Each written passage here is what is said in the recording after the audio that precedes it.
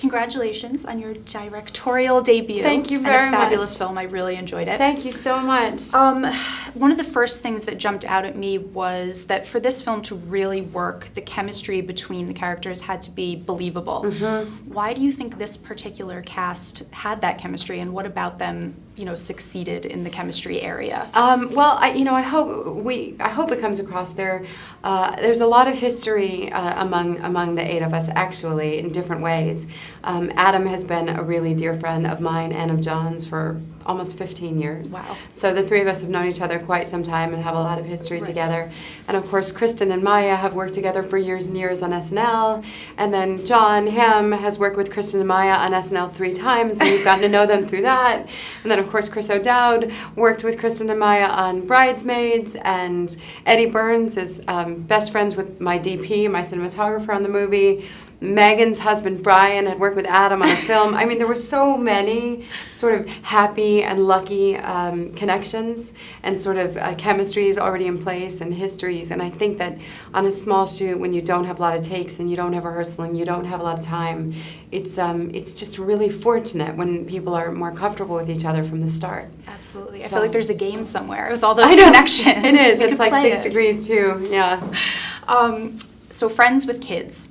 Kids are in the title, kids are in the film. Yep. Tell me a little bit about what that was like with all those little Working kitties with running kids. around. I know. Well, we were mostly fortunate. We had some wonderful kids, and their parents were really cool and really helpful. That said, there are days when it's really, really challenging, and I think for me, because I'm not a parent, it was humbling to see that it's their world. We're just living in it. Right. Whatever they want to do is what you're going to do, Right. and if they don't want to do what you need to do, you have to just wait and shoot something else and then come back and see if they're in a better mood, or try and entertain them and make them feel comfortable or make them laugh, or to get sort of one of the scenes with the older Joe, the 2.5-year-old Yeah. at the end, to get him to say those lines when he was in bed. Adam had like pants on his head. We were like, hey, we felt like circus performers. We were Right. just trying to make him laugh and trying to make him feel comfortable. And it's daunting sometimes, but mostly the kids were great. In a pinch, when a child was melting down, we had to like hand them an iPhone, and then they were instantly engrossed. Which Isn't is, I'm it sure, crazy a that they- terrible comment on our world today. I But know. they were like, oh, and they're like Angry Birds. Angry Birds. I I mean, know. it was just amazing. So funny. So that was the sort of secret weapon.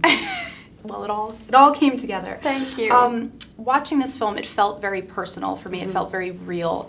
Tell me a little bit about where did Friends with Kids come from for you? Honestly, it just came from, the majority of my friends with kids all had babies in the last 4 or 5 years. So there's been a whole lot of babies in our world. And being out of sync with your peer group in some way and watching like your closest people just go through this epic, profound transformation and transition, and the different ways people handle it, and the different ways sort of the friendship dynamic can change and morph, and the love relationship, the romantic relationship between your friends can sort of change and be affected and then change back. And so I was interested in that diversity, and I was also interested in my closest girlfriends are really honest with me, and they all sort of said the same thing, which was that I've never known a love this deep, this profound, this intense. I never could have imagined this love that I feel for this child, and at the same time, it's the hardest thing I've ever done in my life. Right. And I think the